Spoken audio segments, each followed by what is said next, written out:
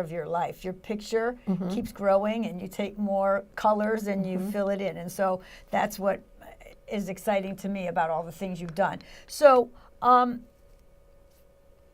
I just ask, when did you sort of come out or know that you know, I mean, we don't have to get details. Were you a young? I guess I always knew that I was gay. And I think my parents, when I was about 12, 13, I sat with my mom and dad, and I said, I'm gay. And my mom looked at me and said, so let's eat.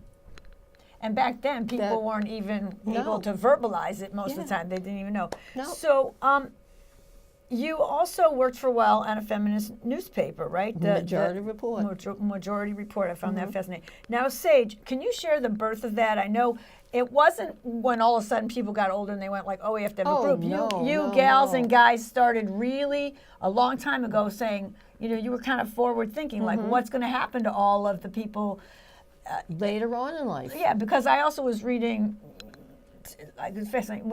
We don't think about, like, if you have no partner or you have no children, you've been in a place where people might not think to, that you need things, or you've been, like marginalized in any kind of way, you may not run to some organization and say, oh, I need help with this when you're older, because there's a stigma. So it was fascinating to me to see all the levels where Sage supports to have people like not stand in their way of getting the things that they deserve as human beings in general. Yeah. So talk about how Sage began. You guys started off like in a little okay. Yeah. There was the absolute originator, and why I'm saying this was a woman. Christine. She is still alive. She's down in Florida. She got the idea. She was a social worker. And she got the idea that all of us were going to get old at one time or another in our life, and we had to have something. And they started off with a small amount of men.